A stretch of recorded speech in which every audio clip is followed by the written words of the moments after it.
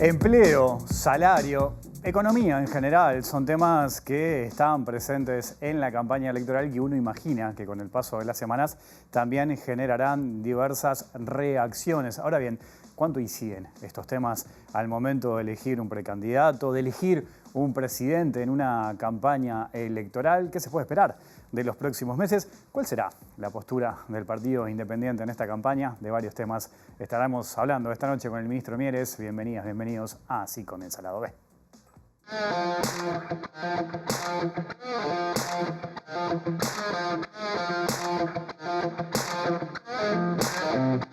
En el año 2023 aumentamos 40.000 puestos de trabajo y estamos en niveles del 2017. Hay más cantidad de ocupados en Uruguay hoy, a este momento, a finales de 2023, principio de 2024, que los que había en 2019. En cantidad es cierto que el empleo más que se recuperó. En términos de calidad del empleo es más discutible porque hay algunas dimensiones de la calidad del empleo que pueden estar un poco mejor que en 2019 y otras que están un poco peor. El salario real, como muestra el gráfico, va a ser igual en 2023 al que era en 2019. Quiere decir crecimiento cero y que vamos a comprar lo mismo que comprábamos en 2019. En cambio, la economía creció un 5%. Algunos han dicho, no, pero ha crecido el empleo, pero en realidad la calidad del empleo no. Bueno, tenemos más formales que antes, a pesar de que hay más gente en el mercado de trabajo, y hablar de formalidad es hablar de calidad del empleo. Cuando cae la pandemia hay un acuerdo, que se hace también con los sindicatos. Y el acuerdo fue, vamos a privilegiar empleo y no salario.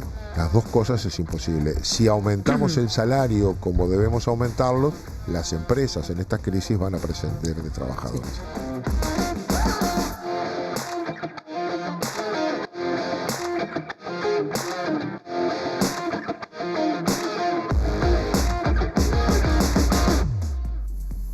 De varios temas vamos a estar hablando esta noche en vivo, aquí en Lado B, en la pantalla de TV Ciudad, precisamente con el ministro de Trabajo, Pablo Mieres. ¿Cómo andas, Pablo? Un gusto tenerte por acá. Encantado, la verdad que es un gusto para mí. Bueno, un gusto acá tenerte en el nuevo formato. Sí. Ya habías estado en el viejo formato. En el viejo Lado B, así que bueno, es un gusto tenerte por acá. Está más cómodo. Sí. Tengo más descontracturado. Vaso con agua, incluso también tengo todo. Ministro, ¿hasta el 2 de mayo? Hasta el 2 de mayo. Ahí está. Y ahí te metes de lleno en la campaña. Y sí, de hecho ya uno ya está medio casi en la campaña, pero como en el Partido Independiente, en la candidatura a la presidencia, no hay competencia, eso daba una posibilidad de quedarnos un tiempo más en el ministerio, que la verdad que lo siento como positivo, como una experiencia muy, muy valiosa, ¿no? Bueno, hablábamos recién del viejo formato, viniste el 19 de septiembre de 2022. Quiero recordar una pregunta que te hice y sobre todo una respuesta que me diste. ¿Vamos a verlo? Después hablamos. Vamos a verlo. Sí. ¿Será candidato a la presidencia en la próxima elección? Faltan 2 años, ¿no? Todo el mundo dice eso. Faltan 2 años, no es tiempo de candidatura. Claro.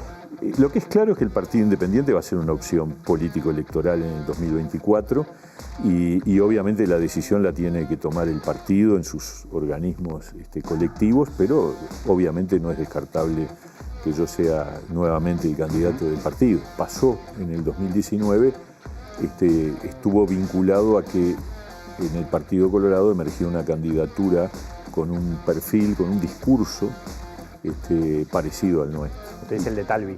El de Talvi, sí. Que ya no está, ¿no? Que ya no está. Pero eso me parece que fue parte de nuestro problema electoral.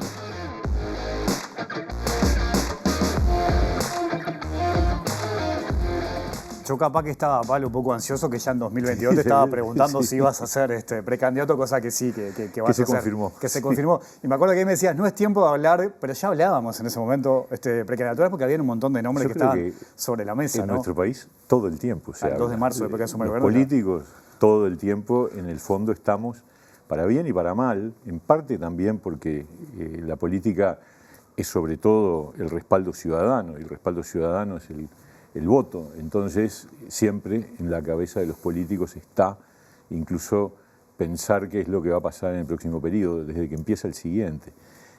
Pero sí, nosotros, la verdad, yo cuando agarré el ministerio, bueno, habría que ver qué era lo que iba a ocurrir, pero uno siente que transcurrido el tiempo, la gestión en el ministerio nosotros la evaluamos positivamente, exitosa, y por lo tanto abre un crédito que esperamos que la ciudadanía nos apoye en la medida que sea, pero que haya un respaldo a un partido que ha probado en esta instancia que además de su rol parlamentario, que es histórico y donde no nos iba mal, al contrario, tenemos, porque Iván Posada ha tenido una gestión excelente, vale por varios diputados en el Parlamento, pero no habíamos tenido la posibilidad de mostrar gestión de gobierno. Y eso ocurrió en este periodo, no solo en el Ministerio de Trabajo, sino en otros ámbitos. Y yo creo que eso demuestra que el Partido Independiente tenía otras facetas y que en particular yo también, y bueno, íbamos a la cancha con esa propuesta, es decir, como dice nuestro eslogan de campaña, de acá para arriba. Ahora me gustaría ir a unas cuestiones importantes del Ministerio, ¿no? Empleo, claro, salario, que a la gente le preocupa, pero tomando esto que decías de la precandidatura, mucha gente capaz que está mirando y dice, bueno, ¿por qué votar al Partido Independiente si no tiene competencia interna, ¿no? ¿Por qué ir a votarlo en la interna? Bueno, yo creo que ese ha sido siempre un problema y queremos en esta oportunidad lograr dar vuelta a la pisada y que haya gente que siente. Yo le diría a aquella persona, aquel ciudadano, más allá de que no sea militante del Partido Independiente, que cree que lo que hicimos estuvo bien y que piensa acompañarnos en octubre, decirle la cosa empieza el 30 de junio. Porque es real que hay una foto el 30 de junio y esa foto marca la tendencia desde dónde arranca cada uno.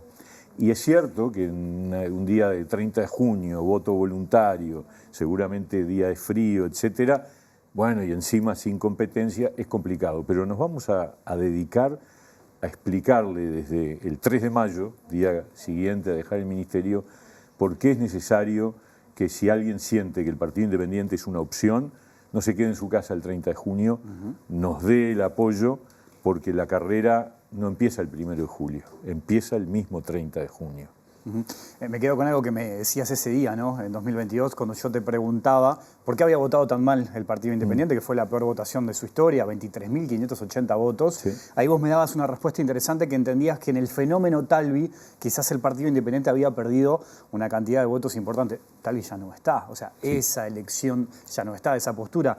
¿Eso pensás que le puede llegar a permitir al Partido Independiente posicionarse de otra manera en esta elección? Yo creo que nosotros tenemos un espacio desde siempre, un espacio socialdemócrata, de centroizquierda, y obviamente depende también de los adversarios. Si los adversarios, digamos, son fuertes y ocupan esos espacios, es más difícil para nosotros, pero a su vez nosotros nos hemos fortalecido en estos años, por esto de que recién mencionaba, por la imagen, por la gestión, porque no solamente se hizo el trabajo en el Ministerio de Trabajo, el Instituto de las Mujeres, la Junta Nacional de Drogas, la Oficina Nacional de Servicio Civil, en fin, hay un conjunto en educación, en el Instituto de Evaluación Educativa, mostramos un elenco con capacidad de gestión y yo creo que eso va a pesar, sumado a que seguimos siendo un partido que sigue pensando las mismas cosas que hemos pensado siempre. Es decir, que creemos en la solidaridad, que creemos en la necesidad de generar la equidad, en la sensibilidad social, en que la función de la política implica el apoyo a los más débiles y al mismo tiempo el desafío de poder crecer y generar prosperidad para que pueda haber distribución. Ese es un poco el enfoque, y radicalmente democráticos. Y bueno, y esas cosas las vamos a seguir planteando y creo que en este panorama, sí, la verdad que nos tenemos fe para un resultado interesante, importante, el más alto que se pueda, obviamente, como todo político queremos el mayor respaldo posible. ¿Vos sentís que el Frente Amplista en la calle, en el día a día, cuando habla contigo, te pasa factura por haberte sumado a la coalición? Yo creo que hay de todo, ¿no? Yo creo que, pues, seguramente los más militantes, pero ya no, con nosotros siempre han tenido como una cosa, quizás porque nosotros somos en la historia más lejana, la mayoría de nosotros gente que estuvo en el Frente Amplio y se fue, entonces esas cosas generan también cierto enojo, cierta distancia. Pero también creo que hay muchos Frente Amplistas que valoran lo que hemos hecho, que reconocen que hay una cercanía y que obviamente nos respetan. Yo me llevo muy bien con muchísima gente del Frente Amplio, también de los partidos tradicionales, por supuesto, y eso es independiente de si estamos en una coalición o no estamos. Pues yo creo que también ese es otro punto, es decir, yo creo que la coalición era el camino que había que tomar, que en el Uruguay del 2019, del 2020, y creo que es el que hay que continuar en el 2024, pero esas cosas van y vienen. Las coaliciones implican acuerdos donde hay socios y los socios somos distintos y tenemos cosas que compartimos y cosas que obviamente discrepamos. Has dicho en más de una ocasión que el Partido Independiente es la pata de la izquierda dentro de la coalición. ¿En qué ejemplos lo traducís eso, Sí, por ejemplo? bueno, yo creo que justamente, yo decía, sí, la coalición republicana es una coalición que tiene 4 partidos en este momento, donde barre desde posiciones mucho más a la derecha hasta el centro izquierda. Y yo siempre digo, este gobierno, si lo analizamos en términos de su gestión y sus propuestas y sus políticas, es un gobierno de centro. Yo sé que del lado del frente te dicen, esto es la derecha, bueno, está, parte de la simplificación de la campaña, pero la verdad, nosotros sentimos que formamos parte de un gobierno de centro y creemos que esa resultante de centro en buena medida tiene que ver con la gestión nuestra. ¿En qué? Y bueno, justamente yo creo que la recuperación salarial, con los niveles que hemos logrado y que vamos a terminar, en parte, no solo, porque también para eso había que tener la voluntad de la mayoría de la coalición, pero fue un objetivo nuestro. Cuando nosotros tuvimos que asumir en el 2020 que iba a haber una caída del salario real, y aquí yo quiero hacer un reconocimiento a los dos actores sociales, a empleadores y trabajadores, pero sobre todo a los trabajadores, porque eran los que iban a pagar esa cuenta. También los empresarios, si no hubiera habido una opción por el empleo, quizás hubieran generado también mayor caída de la actividad empresarial, pero el PIT-CNT firmó un documento en el Consejo Superior Tripartito en donde decía, si la economía cae, es aceptable que haya una caída del salario real. Y la economía cayó como cayó en todas partes del mundo y como cayó el salario real en todas partes del mundo. Y eso yo se lo reconozco al PIT-CNT. Nosotros tuvimos unos meses, desde que arrancó el gobierno hasta julio, en donde nos reuníamos prácticamente a diario, porque el mundo estaba en un momento donde nadie se sabía qué iba a pasar. Y bueno, y hubo un acuerdo. Y nosotros agregamos ese compromiso que hemos cumplido, que es que una vez que la economía se repusiera, íbamos a recuperar el poder adquisitivo del salario y vamos a terminar arriba del 19. Porque eso que apareció Lesker hablando allí en el tape, va quedando atrás porque como la inflación además bajó más y los consejos de salarios determinaron la recuperación completa sobre la base de una expectativa de inflación un poco más alta de lo que realmente va a ocurrir, ya estamos arriba del 2019 y seguramente este año va a seguir creciendo el salario real. Entonces, para mí es un orgullo porque es una promesa cumplida, es decir, recuperar el poder adquisitivo y superar incluso al último año previo a la pandemia, me parece que es un objetivo que es muy positivo para todos, que tendríamos que aplaudirlo todos, ¿no es verdad? Y al mismo tiempo con un empleo que tiene hoy unos 74.000 puestos de trabajo más que los que había en el 2019. Ahora, me quedo con eso, Pablo, porque según el Cuesta Duarte, el Instituto del PIT-CNT, cerca de 500.000 personas ganan menos de 25.000 pesos. Recién hablabas desde el Partido Independiente ponerse del lugar de los más débiles, la sensibilidad de izquierda. Sí. ¿Qué lectura como ministro tenés? Porque es una cifra muy importante esa también. Yo creo que eso sigue siendo un desafío.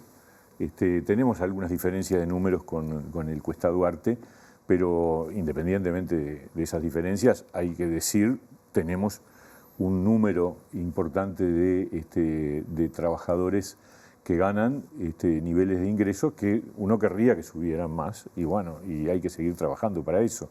Pero, a ver, estamos hablando de diferencias con respecto al gobierno anterior que tampoco son muy grandes en relación a cantidad, porque el Cuesta Duarte dijo, en el año 22 hay 100.000 trabajadores más que ganan menos de 25.000 que los que había en 2019. Nosotros hicimos la cuenta, nos daba un poco menos, pero no importa.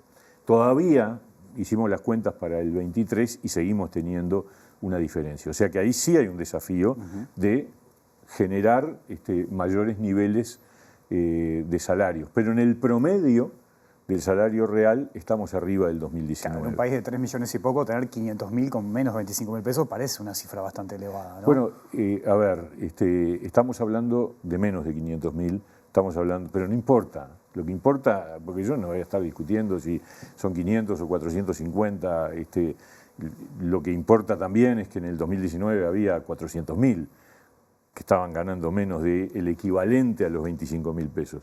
400.000. O sea que lo que recibí, y en el medio nos pasaron 2 años de pandemia, y después vino un año de sequía.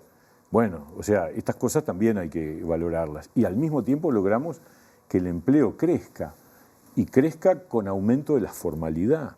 Eso me parece que es un logro muy importante. Logramos que la informalidad, que estaba en el 25% antes de la pandemia, ahora está en el 22%. Son 3 puntos.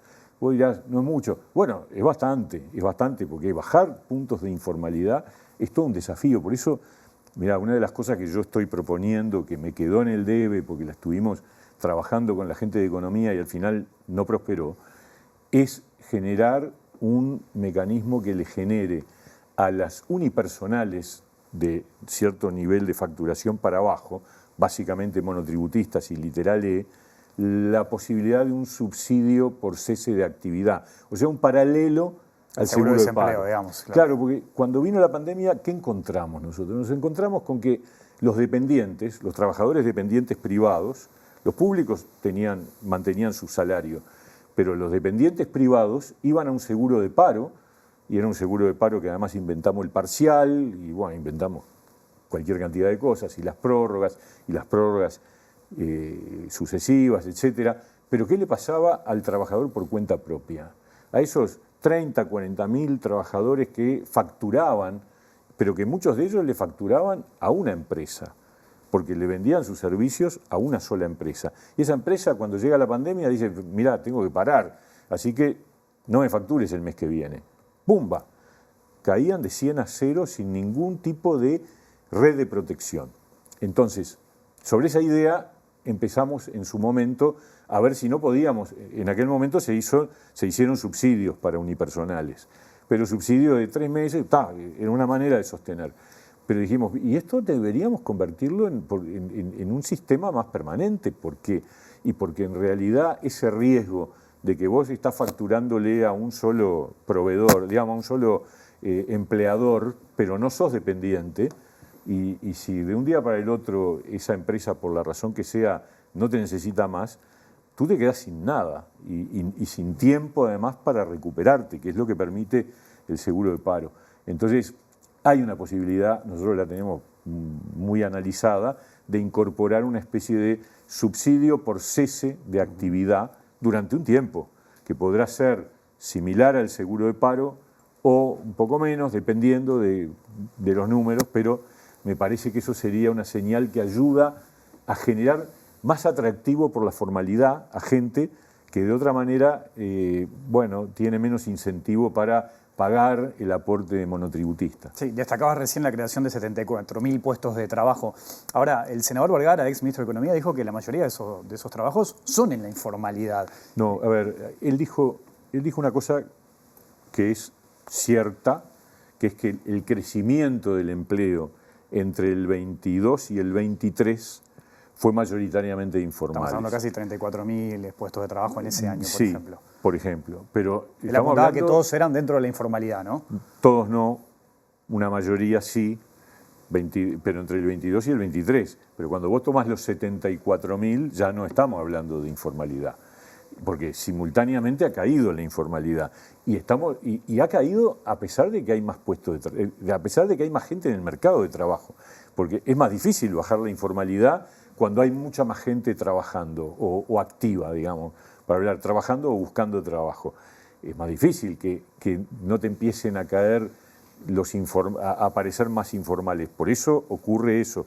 En el año 23 hay un crecimiento de informalidad, porque lo que pasa es que tenemos una población económicamente activa que es la más alta desde el 2015.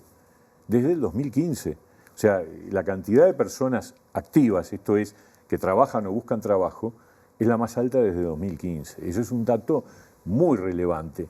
Y tenemos también el récord de trabajadores registrados en el BPS, o sea, trabajadores que aportan al BPS, 1.550.000 trabajadores que aportan al BPS. Entonces, todo eso habla de un mercado de trabajo dinámico que tiene, porque a mí me parece que está bueno también reconocer los debe, ¿no? Yo creo que tenemos el gran problema estructural de hace décadas, literalmente décadas, que es el desempleo juvenil. Tenemos ese drama que ocurría en los gobiernos anteriores de todos los pelos. La primera ley de empleo juvenil es de los 90, y esta que votamos en el 21 es la tercera. Tenemos el triple en el tramo de 18 a 24, ¿no? Si después tú tomás de 25 a 29, ya baja radicalmente. Pero en el tramo de 18 a 24 tenemos hoy un 20 y pico % de desempleo, contra un 8 en el total de la población. ¿Qué quiere decir esto? Que siempre, cuando el desempleo aumenta o cuando baja, siempre es el triple entre los jóvenes. Y ese es una asignatura pendiente que tenemos, repito, desde hace décadas y que no ha habido gobierno que haya podido resolverlo. Yo creo que tiene que ver con un problema más de fondo, que es la articulación entre educación y trabajo. Ahí tocas otro tema importante porque podemos ir y lo puedo conectar con la cantidad de gurises que dejan el liceo, por ejemplo. Sí, exactamente. ¿No? Yo creo que está vinculado. Es decir, yo creo que la deserción estudiantil, que también es un debe que el Uruguay tiene, que bajó la cantidad, el porcentaje de gurises que no terminan la enseñanza media, por suerte se redujo, unos 10 puntos aproximadamente, pero seguimos teniendo 1 de cada 2 que no terminan. Y eso está probado con datos estadísticos que es un problema para ingresar al mercado de trabajo. O sea, la posibilidad de obtener trabajo está asociada al aumento de la educación formal. Pero a su vez la educación formal tiene que tener más vínculo con el mercado laboral, porque los gurises tienen que formarse de manera tal de que estén preparados para conseguir empleo. Y muchas veces ocurre que lo que se aprende en el aula está muy lejos de lo que es la vida real, la vida laboral posterior. Y entonces eso también es otro incentivo a la deserción. Bueno, yo creo que hay que trabajar en eso, en las dos cosas.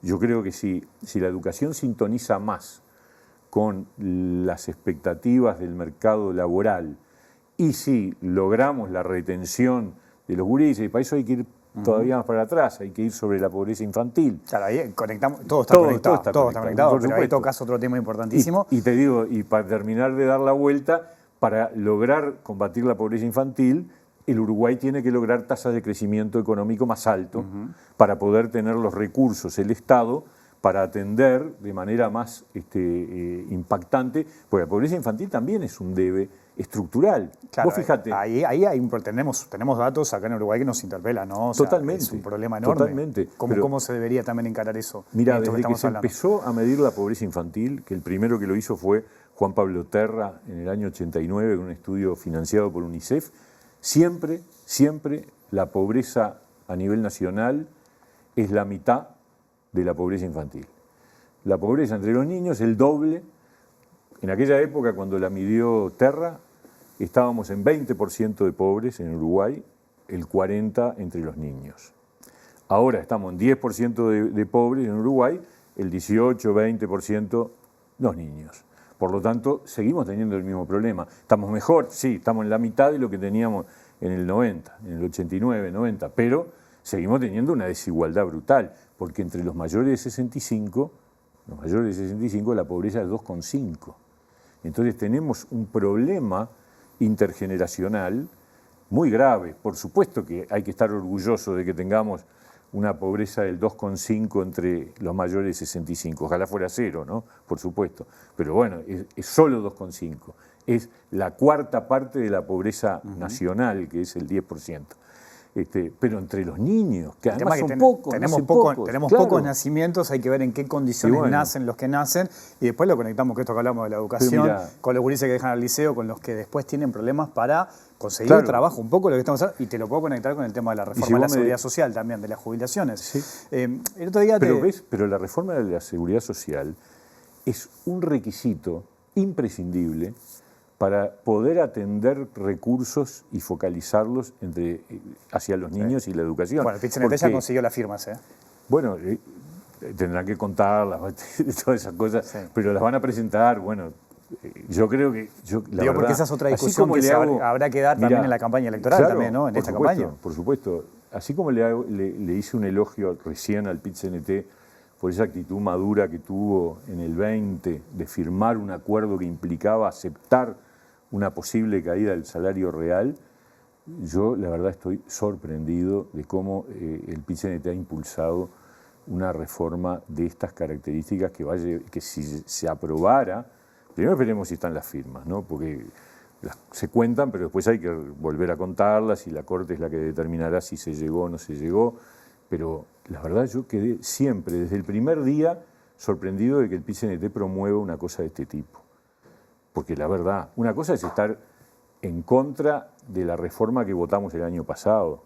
Otra cosa es poner en la Constitución que la jubilación es posible a los 60 años, o sea, fijarla para siempre. En ningún país del mundo, con las características demográficas que tiene el Uruguay, se fija una edad en la Constitución de la República. Eliminar las AFAPs, confiscarle los ahorros a 1,5 millones de uruguayos que están juntando plata con su nombre y apellido en cuentas personales, decir esto, ¿sabés qué? 20.000 millones de dólares va para el BPS y bueno, y ahí veremos cómo lo arreglamos. La verdad, a ver, el Frente Amplio gobernó 15 años y nunca decidió, porque esto de eliminar las FAPs no es contra la reforma del año pasado, es contra la reforma del 96. El Frente Amplio gobernó 15 años y llegó y nunca se le ocurrió eliminar las AFAP. ¿Por qué? Porque es un disparate. Y tan disparate es que buena parte del Frente Amplio está en contra.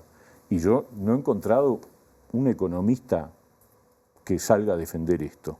Todos los economistas de izquierda, de centro, de derecha, todos dicen que es una barbaridad. Entonces, la verdad que me preocupa que se hayan juntado las firmas. De todas maneras, te digo, era el 10%. Tampoco es que hayan juntado la mayoría de las opiniones. Y les costó. Bueno, hay otras iniciativas que no han conseguido, por supuesto. No es fácil tampoco, ¿no? Obviamente el aparato con mayor capacidad y entrenamiento para juntar firmas es el PIT-CNT. Pero sabemos todos que dentro del PIT-CNT hay gente que no está de acuerdo con esto, ¿no? Que acata, pero no está de acuerdo. Y el Frente dejó en libertad de acción, lo cual a mí, la verdad, me parece mal. Me parece muy mal. ¿Sabes por qué? Porque me parece que frente a temas tan de fondo como estos, un partido que pretende ser gobierno deja en libertad de acción en un dilema tan determinante como es si vamos a mantener las AFAPs o no, y si vamos a poner en la Constitución los 60 años o no. Decir, libertad de acción, ¿y tú querés gobernar? La verdad, me pregunto, es un drama, porque ¿qué van a hacer el día? Algunos sectores del Frente, si ganan, dijeron que iban a instalar una mesa de diálogo. Sí. Los que están recolectando firmas también sostienen que este gobierno no propuso instancias de diálogo con todos los actores. No es cierto. ¿No? Eso, la verdad, con toda franqueza, ahí me duele, me comprenden las generales de la ley. No es verdad. En la comisión de expertos que hizo el diagnóstico y que luego hizo la propuesta, había un representante del PIT-CNT, un representante de ONASPU, 3 del Frente Amplio, después había de la coalición y de los empresarios, pero que no tuvieron oportunidad. El problema es que no pusieron ninguna propuesta alternativa arriba de la mesa. El Frente Amplio estuvo todo el año cuestionando los planteos, pero nunca presentó un documento alternativo. Y después, y perdóname, y en ese año hubo 80 delegaciones que pasaron por la comisión de expertos a plantear sus ideas, sus propuestas. Más diálogo que ese nunca hubo. Y todavía después, cuando se elabora el anteproyecto de ley de reforma de la Seguridad Social, el presidente de la República va a la sede del Frente Amplio y le dice a Fernando Pereira, que ya era el presidente del Frente, este es el anteproyecto, queremos los aportes de ustedes, sus críticas, Nunca nos plantearon nada, no nos propusieron nada, dijeron, vamos a esperar a que llegue al Parlamento y ahí vamos a discutir. O sea, diálogo, hubo todo el que pudimos, pero para dialogar se necesitan dos partes, ¿no? ¿Verdad? Entonces decir que si nos toca ganar, vamos a convocar a un gran diálogo social, me suena una manera de esquivar que no tienen una posición común. Por eso tampoco el Frente puso una propuesta alternativa, porque están con diferencias. El PIT-CNT, esta reforma, esta propuesta de reforma, se votó por un tercio mayor, nada más. O sea, había 3 posiciones. Había un tercio que decía que no había que juntar firmas, que no había que hacer un plebiscito, un tercio que decía hay que derogar la ley nueva, y un tercio que resultó por 2 votos mayor que los otros 2, que propuso, con todos los respetos, esta barbaridad. Y el PIT-CNT se sumó todo atrás de esa barbaridad. Pensando en el futuro. Pero ahora vamos a tener, si se juntaron las firmas, se va a discutir vamos a tener ahora. meses para ¿Vas debatir. a debatir? Pero por supuesto. ¿Venís a la OVE a debatir también? Y bueno, vos decime con quién. Y Bueno, lo después armamos, vemos. lo armamos, pero por el bien de la sociedad, pero primero, que la población de la vea. primero contemos las firmas, para ver si vale. Digo, claro, porque... Bien. Pensando en el futuro de la coalición, ¿no? Me acuerdo en campaña tuviste diferencias muy grandes con Manini, con Cabildo Abierto. Cabildo Abierto es un partido que llega a la política con el discurso de se acabó el recreo, con cortar según Cabildo algunos vicios de la política. Después tuvo algunos episodios bastante complejos. Por ejemplo, pienso en la salida de Irene Moreira al frente del Ministerio de Vivienda, que llevó, hasta donde tengo entendido, que hoy la calle Pau y Manini prácticamente no se hablan, que no hay diálogo. En este último año de periodo, ¿cómo evalúas la relación que ustedes tienen, Partido Independiente, que vos tenés con Manini y con Cabildo Abierto, pensando en el futuro? Tenemos una relación correcta, con muchas diferencias notorias, visibles, que se expresan y que las expresamos sin ningún tipo de problema. Él tiene una opinión muy crítica con respecto a la postura por ejemplo, de Daniel Radío en la Junta Nacional de Drogas, y nosotros tenemos una opinión muy crítica con respecto a aquella iniciativa que tomaron de querer poco menos que desarmar la política forestal en el Parlamento con un proyecto de ley y otras cosas. Bueno, parece que el episodio del Ministerio de Vivienda, esa oposición a tomar una decisión que había que tomar, parecía un error de parte de ellos. Ahora, también digo, para mostrar cómo son las cosas también, todo en política todo tiene sus matices. Nosotros tenemos en el equipo del Ministerio de Trabajo, que la verdad que ha funcionado muy bien, gente de todos los partidos, de los 4 partidos de la coalición, incluido un representante de Cabildo Abierto, y hemos trabajado muy bien, muy bien. Por lo tanto, estas cosas tienen sus matices. Podríamos hablar de izquierdas y de derechas un programa entero, de ideología, Sí, ¿no? Porque hay muchas izquierdas, hay muchas derechas. Exactamente. ¿Vos te considerás una persona de izquierda? Yo el otro día me preguntaron eso en búsqueda, y yo decía, el problema es que izquierda hoy, lamentablemente, ampara cosas que son barbaridades, ¿no?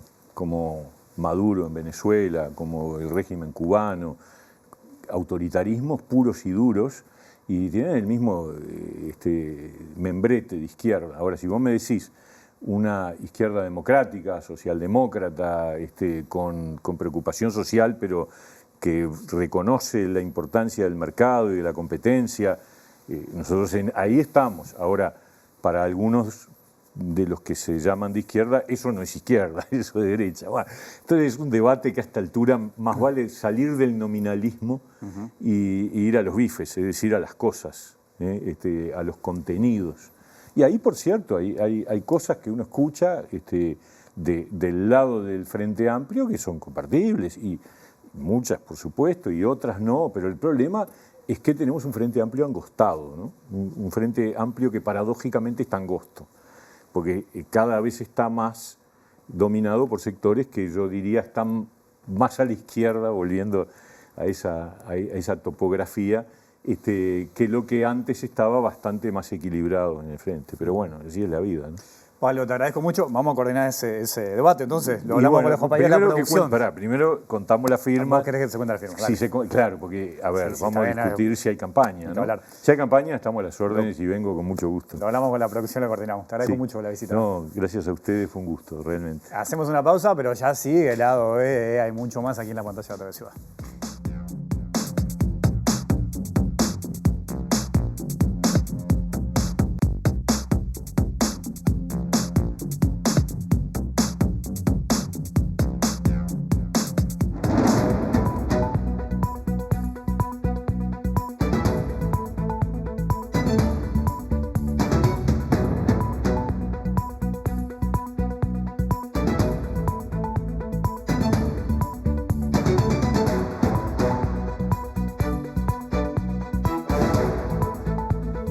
Lunes de cateto adyacente aquí en la Adobe, lunes de encuesta. Y el viernes yo lo mandé al rincón porque él no sabía si iba a venir el lunes. Le dije, vaya al ángulo de la información, vaya a su ángulo de la información a esperarme hasta hoy, hasta este lunes. ¿Estará en el ángulo de la información? ¿Seguirá ahí? Sí, efectivamente. Está ahí. ¿Pasó? Mario Posbe, ¿pasó todo el fin de semana ahí? En mis pensamientos, en mis investigaciones, de alguna manera estuve pensando todo este fin de semana de lo que es el acontecer político. Wilmar, buenas noches para ti, para toda la audiencia. La verdad que nos llena de orgullo que usted se tome tan en serio este trabajo, ¿sabe? Y alguien tiene que hacerlo, Wilmar. Alguien tiene que hacerlo, Wilmar. Wilmar. Encuestas. Sí, encuestas. El viernes comenzamos, si pueden ya poner la primera encuesta del viernes pasado, que fue como terminamos así, claro, estuvimos hablando un poco de lo que fueron las encuestas, no hay el tiempo para profundizar. El tema es así, estamos en un momento de muchísima incertidumbre, Wilmar. Es verdad. Y eso es lo que... Y vos podés escuchar a todas las encuestadoras decir que el escenario de incertidumbre es muy grande, que no se sabe cuánta gente va a ir a votar. Y acá se suma otra gran incertidumbre que no solo no se sabe, es decir, que son esos indecisos, no se sabe toda esa gente que va a ir a votar o no. Ahora tampoco sabemos cuáles son los candidatos que van a estar para ser el votado, claro, ¿no? Porque se están todo el bajando. tiempo, usted lo dijo acá. Exactamente. Se suma otro escenario de incertidumbre y eso nos llevó a pensar algún tipo de cosas. Los candidatos se bajan en función de las encuestas. Ajá, sí, entonces verdad. nosotros estamos mostrando una encuesta convencional. Esta encuesta estuve 3 semanas para hacerla. Es la encuesta con mayor cantidad de muestras, sí. 13.994 muestras. Muchísimo. Y al día quedó obsoleta, no sirvió para nada. ¿Está? Sí. Bueno, al punto que se apagó la pantalla, incluso también lo imagino. de todo. Bueno, hablamos. Yo no voy a dudar que cada vez que empiezo a mostrar encuestas algo pasa en este canal. No quiero. Se apagó la pantalla. Usted vio que fue como una especie de denuncia de boicot y automáticamente. De alguna es una manera medida sí. de protesta a los compañeros, por favor, que lo avisen, Yo me parece que esto es más fuerte, más grande. ¿Es más fuerte? Y porque cuando estoy dando el número de encuesta, qué casualidad. Quedamos todos. Wilmar, en este escenario de incertidumbre. Sí. No solo está el tema de la incertidumbre por las propias elecciones, ¿no? También es qué van a hacer todos los votantes, ¿no? Porque, por ejemplo, me preguntaban a mí, esta encuesta que duró 3 semanas, que estuve 3 semanas haciéndola... Usted estuvo 3 semanas llamando a la gente. Yendo a los lugares, todo eso. Todo, claro. Y la primera de cambio, la encuesta, ya no sirvió para más nada. Entonces yo digo, ¿no vale el trabajo de los encuestadores y las encuestadoras? Claro. ¿No vale el trabajo denodado que hacemos? Y después, eso, no solo eso, sino que eso se utiliza para bajarse una candidatura. Entonces, la pregunta que me hago, Wilmar, es ¿para qué mostrar las encuestas? Ajá. Y tal vez esto sea capaz que esta sea la mejor encuesta que tenemos. Esta es la mejor encuesta que tenemos. Es muy rigurosa esta que estamos viendo. Exactamente. Verdad, sí. Acá tenemos la encuesta que cada uno querría que Vamos a tocarla, que sea. capaz que tocándola aparece. No. Entonces, Wilmar, vayamos... ¿qué tenemos que pensar de esto? ¿Están los candidatos preparados para ellos mismos decidir lo que tienen que hacer en una candidatura o no? Ah, qué buena pregunta. ¿Cómo un candidato decide bajarse cuando en realidad lo importante es que sea el propio pueblo el que decida sobre su candidatura? El que tome la decisión, exactamente. La decisión la tiene que tomar el pueblo soberano y los políticos tienen que confiar en esa votación soberana del pueblo. ¿Qué importa si yo tengo un 7% nada más de... ¿Un 7% nada más? ¿Sabe todo lo que es un 7%? Es nada más, claro, exactamente. Está muy bien el apunte. Puedo tener 40.000 personas que fueron a votarme. 40.000 personas me votaron. ¿Y eso es despreciable? No, entonces, primero, tomar esa decisión y en ese sentido, Wilmar, yo digo, hay que pensar otro tipo de ingeniería electoral. No podemos seguir pensando, no podemos seguir dejando en manos de los políticos la forma de la votación. Y el punto es el siguiente. ¿Cómo ponemos a un político que tiene que ver con la correlación de fuerzas? Ajá, ¿no? Es decir, los ponemos a todos a competir, y me pregunto, ¿los ponemos a todos a competir en toda... Yo me autopercibo que puedo ser candidato a presidente. Y se presenta y se tira. Y se presenta, está. Sí podría ser eso así, Wilmar, salvo que es lo que pasa ahora, que se empiecen a bajar. Claro. Ahora, todo eso para mí no hay que dejarlo más en manos de los políticos. Tenemos que agarrarlo nosotros. ¿Y qué me planteo yo ahí? Decir, bueno, hagamos divisionales. Dejemos de que los propios candidatos no participen. Y lo voy a tomar como el fútbol porque la gente lo entiende, ¿no? ¿Puedo yo, un cuadro chico o un cuadro de algún país que no tenga mucha fuerza, competir con cualquier cuadro? ¿Puede ir a jugar con el Real Madrid? Y no. Y es decir, yo mañana voy y me anoto en la Champions. ¿Puedo anotarme en la Champions? No puede. Y seguramente me digan, primero que vos no sos de Europa. Claro. Y segundo que no tenés plata para bancar esto. Claro. Entonces, mañana viene uno y me dice, mira, yo quiero ser candidato a presidente. Y yo te digo, mira, primero que vos no sos... No tenés el perfil para ser presidente. No tenés estructura, no tenés una base. Vos, ¿sabés lo que no vas a hacer vos? Dentro de 2 o 3 semanas te nos bajás. Entonces nosotros, la encuesta, que es bastante compleja, se vuelve la encuesta, Ajá. y encima ahora se suma la incertidumbre sobre los propios candidatos. Claro. Yo le quiero decir una cosa, Sí. Mario, porque veo que yo, la verdad, voy a hacer una fuerte denuncia acá, creo. Usted cuando iba a empezar a desarrollar todas las placas que habíamos vendido el viernes, porque se acuerda que el viernes usted presentó la encuesta de intención de Sí. voto, que fue la que vimos Sí. hoy, después tenía un montón de placas para compartir, se apagó la pantalla. Yo quiero creer que esto no es un atentado de otras encuestas, porque quiero decirle algo, usted en este último tiempo está haciendo mucho ruido, está dando que hablar, y está generando opinión, y está incluso condicionando a muchos precandidatos. Yo no sé si esto no es un ataque contra su persona, ¿sabe? Yo no quiero, Wilmar, no quiero poner nombres, no quiero buscar alguna teoría conspirativa. La gente va a sacar sus conclusiones en función de la encuesta que es más apoyada y la que le pega un poco más, si se me permite la expresión. Sí. Igualmente, permitidme Sí. mostrar, porque acá lo que tiene la técnica es impresionante. Sí. El nivel de técnica que hay. Podemos mostrar algún tipo de encuesta sin mostrar la encuesta en esta pantalla y vamos a verlo en la pantalla. ¿A pleno? ¿Se puede ver a pleno? Hablábamos de una cosa y es A la ver. que vamos a mostrar.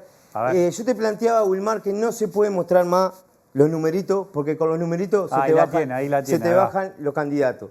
Y entonces, ¿qué definimos? Bueno, mandala. no mostrar más numeritos, mostrar los colores. ¿Entendés? Hacer un mandala de la abundancia política. Ahí Y está. ahí donde cada político, según la encuesta, según la información que tenemos, tiene un colorcito. Un colorcito cada candidato ahí. Pero ¿qué pasa? Ahí todos nos podemos dar cuenta que Sí. todos los colores son importantes. Ajá. Que todo candidato y candidata es importante.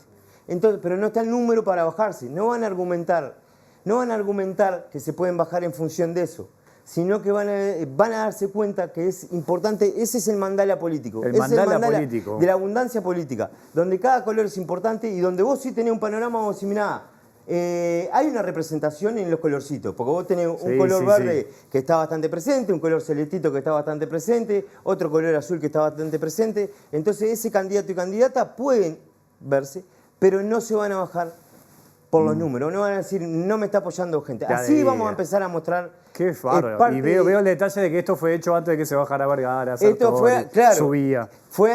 eso lo tomamos, fue hecho porque en realidad veíamos que ya venía perfilado para eso. Ajá, muy bien. Entonces, Wilmar,